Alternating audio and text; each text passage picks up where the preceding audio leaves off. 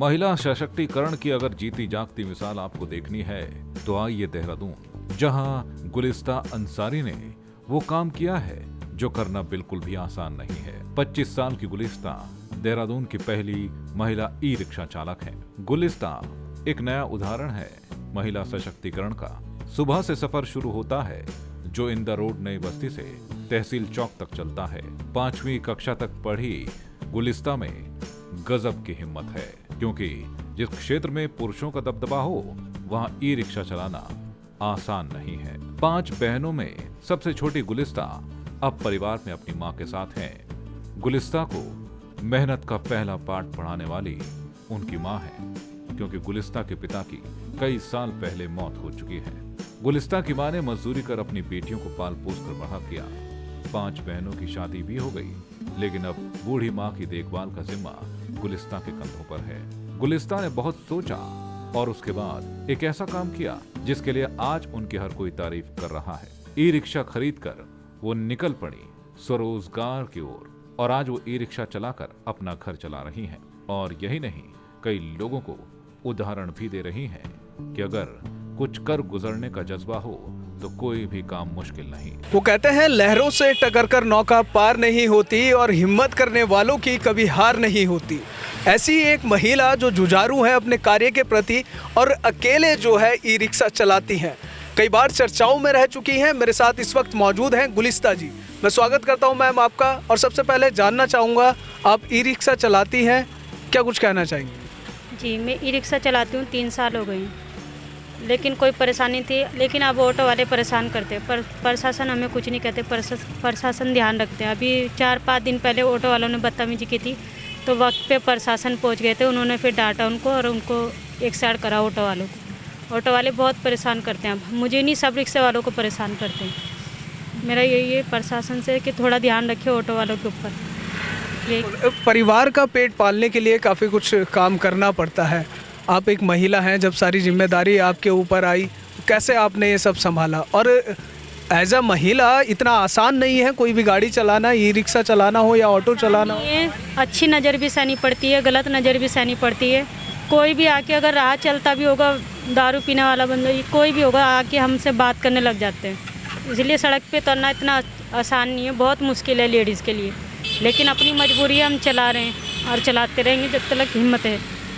क्या ऐसी वजह रही थी कि आपको ई रिक्शा चलाना पड़ा? कुछ नहीं भैया, वही मेरा पहले इंटरव्यू में था, दवाई कंपनी में जॉब करती थी, कि तनख्वाह इतनी नहीं पड़ती थी, लेकिन तनख्वाह की वजह से इनमें थोड़ा सही बच जाता है। मतलब 500-600 रुपये रोज़ के कमा लेते हैं हम, इतना कोई वो नहीं, मतलब अपना कमाना सही है। इन 3 सालों के दौरान आपको किन किन प्रकार की चुनौतियों का सामना करना पड़ा है? किस प्रकार की परेशानियां आपके सामने आई हैं, और क्या कुछ आपको इस दौरान सब कुछ सहन करना पड़ा? कुछ नहीं, बस सबकी नज़रें किसी की अच्छी है, किसी की बुरी है। ऑटो वाले बदतमीजी करते हैं, ये तो मैं बार बार कहूँगी। ऑटो वाले मेरी लेडीज़ के साथ नहीं, जेंट्स के साथ भी, रिक्शे वाले जितनी मार्केट से अंदर भी सवारी लाएंगे, बुकिंग भी लाएंगे, वो ऑटो वाले उनके साथ बदतमीजी करते हैं। वही मैंने अभी बोला है, 5-6 दिन पहले मेरे साथ भी बदतमीजी करी थी उन्होंने। यानी कि ये पुरुष प्रधान देश जो है, आज भी इस देश के पुरुष जो है महिला को समान अधिकार नहीं दे रहे हैं? अभी भी नहीं दे रहे, जबकि महिला इतनी आगे पहुंच गई, लेकिन अभी भी पुरुष नहीं दे रहे सम्मान लेडीज़ को। हाल ही में कुछ मांगे आप लोगों ने रखी थी, ई रिक्शा यूनियन की तरफ से कई प्रकार की मांगे आपके द्वारा रखी गई हैं, क्या वो मांगे थी एक बार फिर से दोहराएंगे आप? अभी तक सरकार ने मुझे कोई मदद नहीं दी। मैंने बार बार सरकार से हाथ जोड़ के अप्लाई करी, मेरा लोन बैंक का माफ़ करवा दीजिए, कुछ भी ऐसा सरकार ने कुछ नहीं किया मेरे लिए। 3 साल हो गए, कभी कोई मदद नहीं है मुझे कहीं से भी। अभी अपनी बलबूते पे हूँ और कुछ मदद नहीं मिली।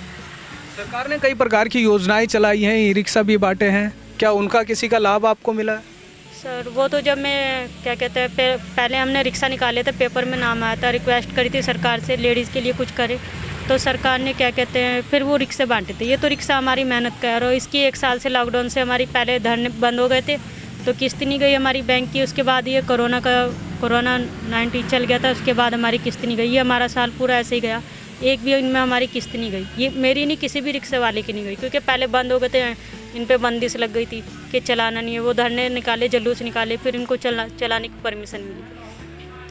एक मांग उठी थी आपकी तरफ से कि रूट तय किया जाए, किराया तय किया जाए, और हमें जो है बाकी रिक्शाओं की तरह हमें भी जो है चलाने की परमिशन देहरादून की सड़कों पर दी जाए। क्या वो सब काम अभी हो चुके हैं? नहीं, अभी कुछ नहीं तय हुआ हमारा। अभी हम कहीं भी जा सकते हैं।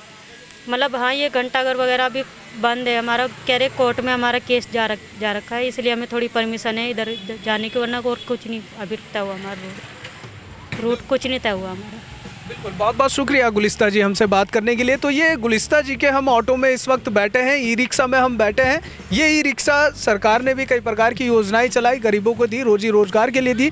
गुलिस्ता जी की कहानी थोड़ी सी डिफरेंट है। यहाँ देहरादून में 3 सालों से लगातार ई रिक्शा चला रही हैं और अपने रोजी रोजगार के लिए, अपने पेट के लिए इस ई रिक्शा को चलाती हैं। कई प्रकार की समस्याएं इस दौरान उनको सहनी पड़ी हैं। सबसे बड़ी बात जो इन्होंने कही है कि अभी भी समाज में महिलाओं को समान अधिकार नहीं मिलता है, और एज अ महिला जब वो ई रिक्शा चलाती हैं तो कई प्रकार के लोगों से उनका सामना होता है। शराबी होते हैं, नशेड़ी होते हैं, उन सभी बातों का, उन सभी चीज़ों का सामना इनको इस चुनौती भरे सफ़र में अपना तय करना पड़ता है। एक बात इन्होंने यहाँ पर कही है कि ऑटो रिक्शा जो अलग ऑटो रिक्शा के संचालक हैं वो भी ई रिक्शा वालों को कुछ हद तक परेशान करते हैं, लेकिन एज अ महिला आज के दौर में इन चुनौतियों को पार कर रही हैं गुलिस्ता जी। मेरे साथ फिलहाल इतना ही। देखते रहिए जय भारत टीवी। नमस्कार।